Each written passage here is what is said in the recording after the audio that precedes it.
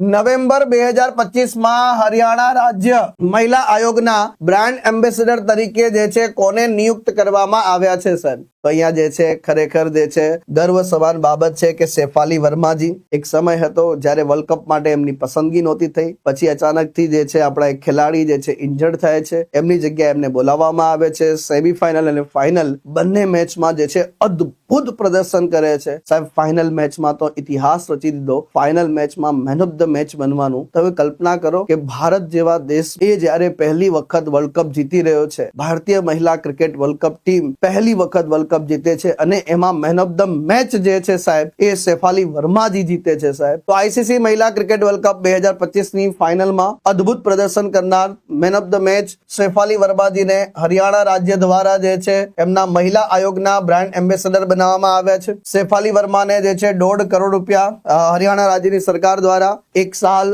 Grade એ sport certificate આપીને સન્માનિત કરવામાં આવ્યા છે. ફાઇનલમાં જે છે 87 રન અને 2 વિકેટ લે છે સાહેબ. એટલે ઓલરાઉન્ડ પ્રદર્શન કરે છે. દક્ષિણ આફ્રિકા સામે ભારતના વિજયમાં એમને જે છે અદ્ભુત જે છે યોગદાન બદલ પ્લેયર ઓફ ધ મેચના પુરસ્કારથી જે છે સન્માનિત કરવામાં આવે છે સાહેબ. એટલું જ નહીં સાહેબ, man of the series ICC મહિલા one day world cup ODI world cup ની અંદર મેન ઓફ ધ સિરીઝ બનનારા જે છે સાહેબ દીપ્તિ શર્માજીની વાત કરીશું સાહેબ. દીપ્તિ શર્માને જે છે સ્પોર્ટ કોટા હેઠળ ડીએસપી તરીકે ઉત્તર પ્રદેશ પોલીસમાં જોડાયા બાદ સન્માનિત કરવામાં આવ્યા છે. તો ગોમતીનગર એક્સટેન્શનમાં યુપી પોલીસ મુખ્યાલયમાં જે છે એમનું સન્માન કરવામાં આવે છે મિત્રો. તો આ બધી બાબતોને જે છે મસ્તિષ્કમાં જે છે જરા ધ્યાન રાખી લઈશું.